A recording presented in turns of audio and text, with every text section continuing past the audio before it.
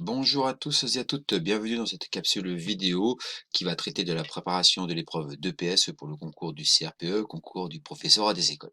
Cette vidéo est la troisième d'une suite qui va aborder la notion de situation d'apprentissage et qu'est-ce que l'on doit mettre dans une situation d'apprentissage. Et aujourd'hui, nous allons zoomer sur les démarches d'enseignement. J'en avais parlé dans la précédente vidéo. Alors, tout d'abord, il y a quoi dans une situation d'apprentissage? Je vous l'ai dit dans la précédente vidéo.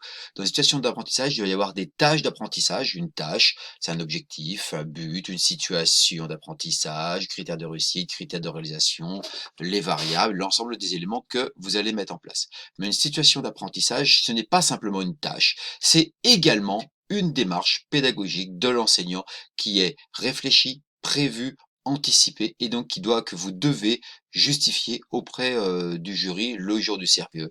Et les deux ensemble représentent une situation d'apprentissage avec un couple d'enseignement-apprentissage.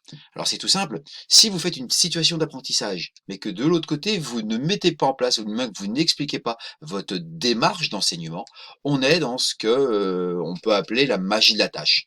C'est-à-dire que c'est comme si la situation elle était magique, les élèves apprenaient, l'enseignant est limite absent, et les apprentissages vont être fortuits, c'est pas des apprentissages qui vont être organisés, ils vont être dévolus à la situation d'apprentissage.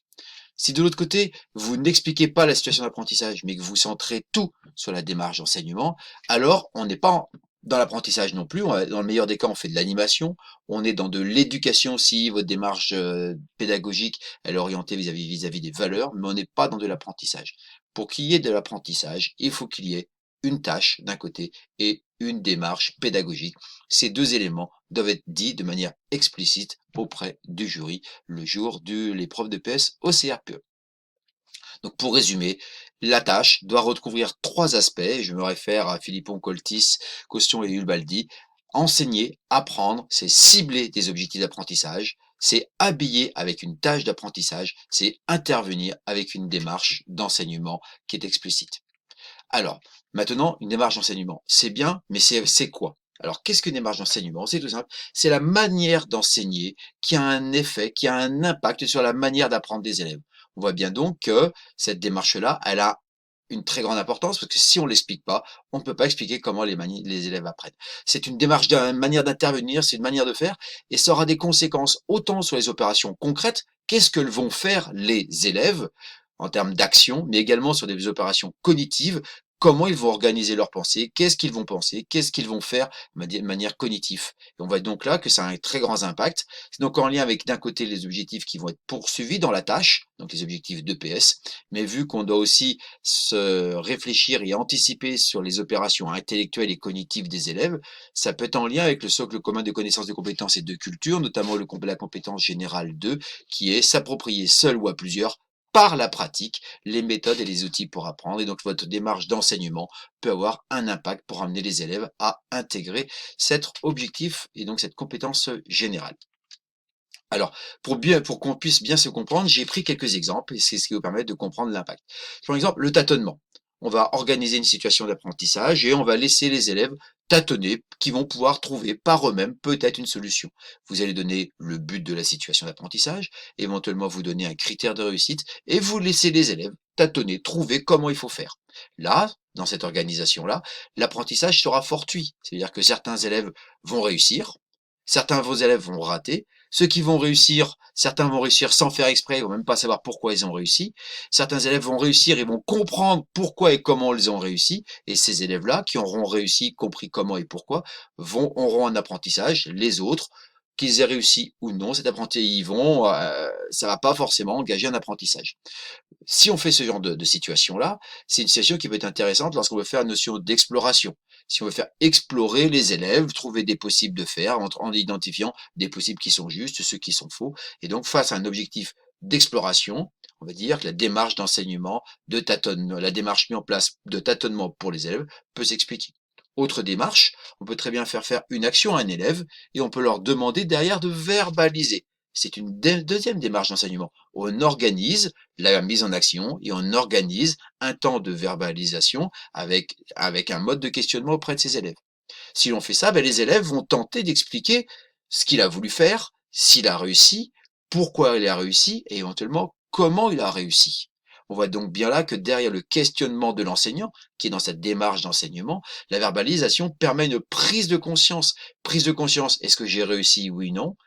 Donc, pourquoi j'ai réussi et éventuellement comment j'ai réussi? Cette phase-là, un élève peut très bien être en réussite, mais ne pas savoir ni comment, ni pourquoi. Donc, la phase de verbalisation, elle permet une activité cognitive de l'élève sur les facteurs de réussite et donc le pourquoi et le comment. On va donc bien là que c'est en lien avec un objectif d'enseignement qui sera plutôt un aspect cognitif, comme comprendre un principe d'efficacité, comprendre que tout ce qui peut être les règles d'action, les principes d'action. Et nous voyons donc là que cette démarche d'enseignement est très différente de celle du tâtonnement. Le tâtonnement et la verbalisation après l'action sont deux démarches d'enseignement qui vont engager deux actions différentes des élèves et qui vont correspondre à deux objectifs différents poursuivis par l'enseignant et qui va engager finalement des apprentissages différents des élèves. Prenons encore deux autres exemples. La pédagogie du guidage. Ce que je dis pédagogie du guidage, c'est, à un moment donné, l'enseignant dit tout ce qu'il y a à faire à l'élève. Fais ceci, fais comme ça, mets ton bras, lance comme ci. Il va guider l'élève sur le bon geste à faire, sur la bonne manière de faire. La conséquence de l'apprentissage, c'est que quelque part, on va formater l'élève sur le bon geste. On va lui apprendre la bonne manière. On va lui donner la bonne réponse. L'objectif poursuivi sera peut-être un objectif beaucoup plus technique pour apprendre le bon geste, la bonne réponse. L'élève ne va peut-être pas forcément comprendre les raisons, il va peut-être pas en comprendre les motifs, les motivations, les conditions, mais au moins il pourra avoir un apprentissage moteur avec un feedback qui est fait basé par rapport à une norme. Voyons bien que là, que cette pédagogie du guidage est très différente de la pédagogie avec verbalisation. Celle-ci ne vise pas à ce que l'élève comprenne les raisons de la réussite, mais apprenne la bonne gestuelle. Ça correspond à deux objectifs d'enseignement différents, ça correspond donc à deux apprentissages différents, celui-ci plutôt moteur, l'autre plutôt cognitif. Autre action que l'on peut faire également auprès des élèves, j'appelle la pédagogie du contraste.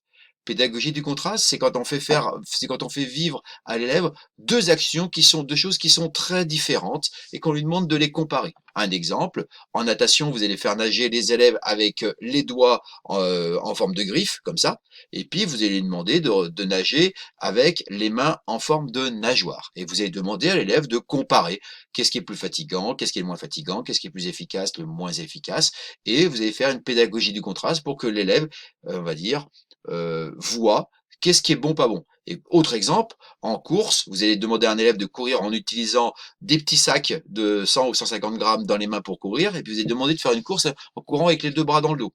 Est-ce que c'est plus pratique de courir les bras dans le dos ou en utilisant les bras? On fait donc un contraste de situation pour que l'élève identifie ce qui marche, ce qui marche pas, non seulement pour qu'il le fasse, mais qu'il comprenne les conditions et que ce soit pas l'enseignant qui apporte la solution, mais que ce soit l'élève qui découvre par lui-même la solution parce que la situation a été organisée pour qu'il le découvre. Vous voyez donc là que la pédagogie du contraste est assez intéressante lorsqu'on veut faire comprendre des principes d'efficacité. Principe d'efficacité de la position des doigts dans l'eau, principe d'efficacité de l'usage des bras en course. Et donc là, c'est pas la même chose qu'une pédagogie du guidage. Voyons donc là que ces démarches d'enseignement, pédagogie du guidage, pédagogie du contraste, verbalisation après l'action, tâtonnement, engagent chez l'élève des manières d'apprendre qui sont différentes. Voyez donc pourquoi il est important lorsque vous allez passer le CRPE, non seulement de mettre en place des situations d'apprentissage, mais d'expliquer la démarche que vous faites et de la justifier, de savoir quelles conséquences elles ont dans l'organisation de l'enseignement, mais aussi dans les processus mis en place chez les élèves et donc les apprentissages qu'ils vont faire. Bien évidemment, il n'y a pas quatre démarches d'enseignement, il y en a des dizaines et des dizaines. Je vous donne quelques exemples. Là, le fait de faire une répétition d'un geste avec un feedback. Répétition d'un geste avec un feedback, c'est très intéressant pour un apprentissage moteur. On peut très bien manipuler l'élève, on peut très bien lui prendre, lui faire bouger la main, lui faire sentir un bon geste. Donc là, on aura un apprentissage où on va centrer les élèves sur un appel perceptif en lui demandant de bien se concentrer, d'identifier où est chaque partie du corps. Donc là, on aura plutôt un enseignement, une démarche pédagogique, une démarche d'enseignement qui sera en lien avec le côté, on va dire, informationnelle, prise d'information du corps.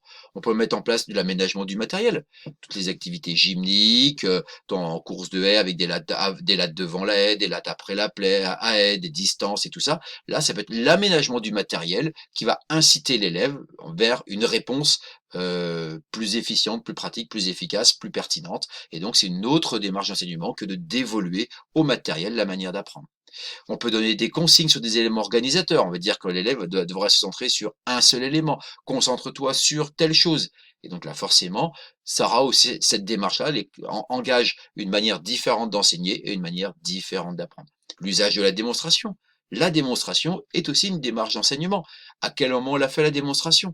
Est-ce qu'on l'a fait avant l'action? Est-ce qu'on laisse les élèves tâtonner? Est-ce qu'on va prendre la démonstration d'un élève qui était en réussite après une phase de tâtonnement? Vous voyez, l'usage de la démonstration et quel type de démonstration et à quel moment on utilise la démonstration fait partie des démarches d'enseignement qui ont des conséquences sur les démarches d'apprentissage. L'arrêt sur image. Exemple, vous faites un jeu collectif et vous avez mis en place avec les élèves que quand vous donnez un signal, ils s'arrêtent. D'un seul coup, hop, ils s'arrêtent. Vous dites attention aux élèves, regardez où vous êtes, regardez, on va rembobiner, d'où vient le ballon, qu'est-ce qui a été fait, qu'est-ce que tu as fait à ce moment-là, et éventuellement questionner un élève, qu'est-ce que tu as regardé avant de prendre telle décision, cette manière de faire un arrêt sur image, voire même de faire réfléchir les élèves sur ce qu'ils ont été en train de faire juste avant, c'est une démarche d'apprentissage qu'on utilise en cours et qui ont leurs conséquences sur la manière d'apprendre. Le fait de dire aux élèves, vous expérimentez des solutions, vous faites un bilan, on partage les solutions avec les autres, et ceux qui ont trouvé des solutions, ceux qui n'ont pas trouvé de solution vont expérimenter les solutions des autres. On va donc là, c'est encore une autre démarche d'enseignement. Le fait de demander un projet, dire à l'élève, tu vas me dire avant de faire ce que tu veux, ce que tu veux faire. Le fait de demander à l'élève d'anticiper avant et de se fixer soit un projet, soit une manière de faire et de réfléchir avant d'agir, ce n'est pas la même chose que d'agir et de réfléchir après. L'explication entière, demander à un élève d'expliquer à un autre. Vous voyez, il y a plein de manières d'enseigner et que ces manières d'enseigner font partie des démarches d'enseignement qui, elles, ont un impact sur la manière d'apprendre des élèves. Donc voilà, ces démarches d'enseignement, vous devez les expliquer, les justifier et montrer leur pertinence, leur cohérence dans la tâche d'apprentissage au service du sujet que vous aurez le jour du CRPE. Voilà. Donc en espérant vous avoir éclairé un petit peu sur ce que c'est que les démarches d'enseignement, vous avoir donné quelques illustrations, il me reste à vous souhaiter bon courage pour les oraux et aux prochaines vidéos puisqu'il y a encore d'autres qui vont arriver. Au revoir. Et dernière chose, n'hésitez pas à vous abonner. Au revoir.